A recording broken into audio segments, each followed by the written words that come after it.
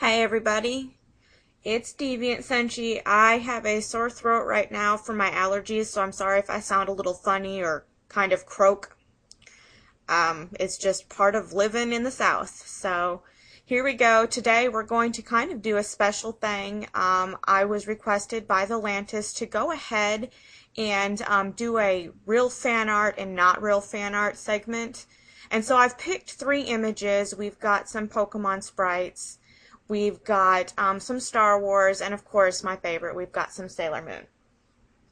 And I'm just going to go ahead and just start with the Sailor Moon piece. This is what is called, quote-unquote, real fan art.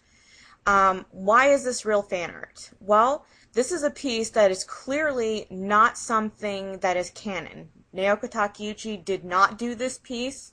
This is a piece that somebody put together all by themselves. They used a lot of the pieces of the actual Eternal Sailor Moon in this, and it's completely theirs with the exception that it includes a character who is not theirs. So this piece here is neither copyrighted to them nor to Naoko Takeuchi.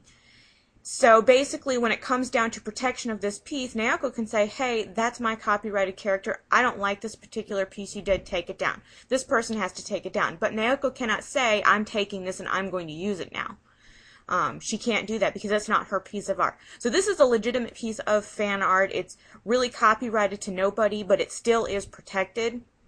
And so just kind of bring that into light here. We're going to go over here to this Star Wars piece. Now, if you look at this Star Wars piece, a lot of people, excuse me, a lot of people will jump to the, oh my gosh, it has actual pieces from the movie in here. Holy cow, look, that actually looks like it's probably from Star Trek. What you need to understand right now is that George Lucas doesn't care. This is legitimate fan art. This is legitimate fan art because all the pieces that are included in here, even though they were screenshotted from a movie, photo man up together, whatever, it doesn't matter. Because the people that own these bits, they have given permission to do that. George Lucas even goes so far as to allow people to make money off of his creation so long as they're not cutting into his profits. Which, how could anybody cut into his profits? He has a kingdom built off of Star Wars and everything else that he does. So this right here, even though we don't like it, this is actual real fan art and there's nothing we can do about it. This is a legitimate piece of fan art. Now we come to something where someone takes and rips something from a game or a show, and they modify it, just like the previous piece we were looking at it, but the difference here is this is not legitimate fan art. Why is this not legitimate fan art, you may ask?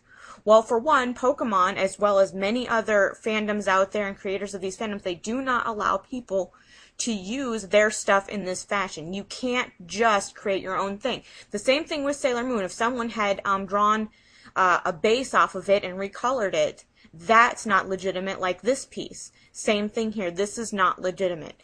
You can create your own Pokemon fan art, yes, and it's legitimate, yes, because you created it from the beginning to the end. This, however, this right here, this is not legitimate because it was not created from scratch. Something that was already created and is making a profit from was taken. It was taken to its bare bones, edited, and somebody put their name on it, and it's not really their work, so this is not legitimate. So that's pretty much the end of this. I really hope that kind of helps explain things. I hope I did the fan art versus not fan art justice per the Lantis, but we have real fan art, we have real fan art that we may not like, but it's real, and then we have not real fan art, and a lot of people don't understand why. Well, I hope you understand now. Y'all have yourselves a good day. Hoping I'm not going to have any major trips coming up here soon.